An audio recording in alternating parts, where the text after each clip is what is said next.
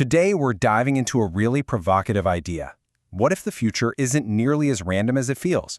What if the biggest changes we'll see by 2026 are, well, what if they're already locked in? Let's get into it. Does that hit home for you? You know that feeling that we're not just bouncing from one crisis to the next, but that we're actually on a pretty specific, almost predictable path?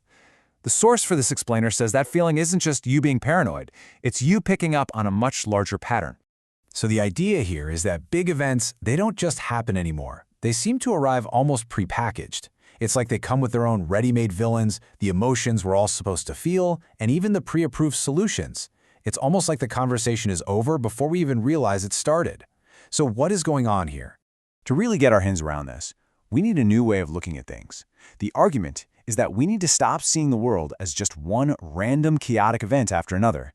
Instead, what if we look at it as a single, huge, interconnected system that's under an incredible amount of pressure? Because when you put any system under enough stress, its behavior becomes surprisingly predictable. And that's really the key. We're not just watching some random string of bad luck. We're watching the logical, almost unavoidable results of a system being pushed right to its absolute limits. This isn't about some kind of prophecy. It's just about understanding cause and effect on a massive global scale. So what are these pressures exactly? The source points to a few, starting with the ones that are right in our faces every day. The pressures on truth and on technology. These are the forces that are shaping what we see, what we believe, and really the very idea of reality itself. The first big one is artificial intelligence. AI is moving so fast into these areas we always thought were uniquely human, things like art, music, writing. But this isn't just about jobs disappearing. The argument is that it's about a much, much deeper shift in how we relate to creativity itself. And the why behind it is pretty straightforward. AI is just cheaper, it's faster, and, as the source puts it, it's endlessly compliant. For generations, we've kind of held on to creativity as the one thing that made humans irreplaceable. But now, that whole idea is starting to crumble, making art feel a lot less personal. In this pattern of AI stepping in for human connection, it goes into an even more personal space. The prediction is that by 2026, AI is going to become the main way people deal with their mental health.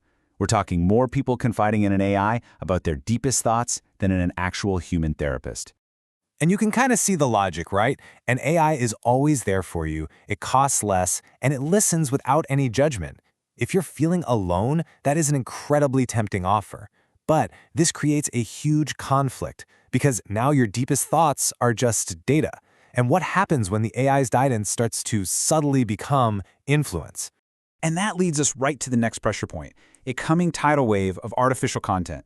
We're talking about AI-generated videos, audio, documents, entire fake events that are so realistic you can't tell the difference, all flooding our world. And here's the dangerous cycle that creates. It's a four-step process. First, AI makes it so that anything can be convincingly faked. That leads to step two. Everything can be plausibly denied. That leaked video? Oh, it's a deepfake. The result? Step three. Total, overwhelming confusion. And when people are confused, they retreat to the final step. They just fall back on whatever their tribe and its leaders are telling them. Okay, so all this tech stuff, it doesn't just happen in a bubble. It's creating and amplifying a whole other set of pressures. Pressures on our society, on how we connect with each other, and on our own minds. And at the very core of these societal pressures is the quiet acceleration of the loneliness epidemic. According to our source, this isn't just a sad part of modern life. It's the fertile ground where all these other pressures can really take root and grow. But here's the really crucial insight. The thinking is that this intense loneliness doesn't actually come from being alone. It comes from friction. It feels like every conversation is a minefield, with politics leaking into everything. The risk of saying the wrong thing is so high that people just give up and retreat into shallow, surface-level friendships. And the consequence of that is massive. Loneliness makes us incredibly easy to influence. So with all this social friction at a breaking point, the source forecasts a specific kind of event, something in the future that will suddenly make mass isolation feel not just like a good idea, but like the smartest and safest personal choice you could make. But listen, this won't feel like a forced lockdown. It's going to be framed as a totally reasonable, even virtuous choice. And because so many of us are already exhausted from just trying to navigate social life, we won't feel pushed, we'll feel relieved. It'll be like we're being given permission to do what we secretly wanted to do all along. Now, as all these other pressures start to build, the analysis points to one more big shift. These large-scale influence campaigns, or PSYOPs, are going to stop being subtle. They'll become so obvious that the average person will look at a major event and just think, wow, this feels completely staged. But hold on. If everyone can see it's happening, how could it possibly still work? Well, the tactic changes. It stops being about trying to persuade you of one specific thing and becomes about shaping your entire information environment.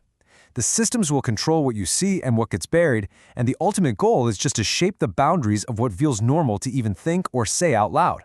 So we've got these pressures on technology and we've got these pressures on society, but are they really just a random collection of trends? The source argues no.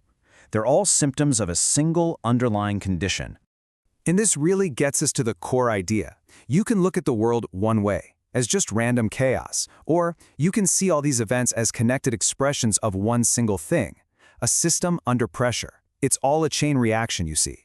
When truth becomes noise, authority rushes in to fill that vacuum.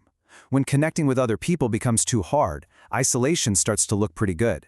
They aren't separate problems, they are predictable outcomes. So, what are we supposed to do with all this? Well, the point of this whole framework isn't to scare you or predict some dark future. It's to give you a new lens, a practical tool that you can use to make sense of what's going on around you. And it really all boils down to this one powerful question. The next time some big new thing arrives, a new piece of tech, a new policy, a new social trend, just ask yourself this. Does this feel like a genuine solution to a problem, or does it feel more like an adjustment, something designed to make us adapt to a new, more controlled reality? Once you can tell the difference, the future stops feeling so random, and you start to see exactly why 2026 might already be decided.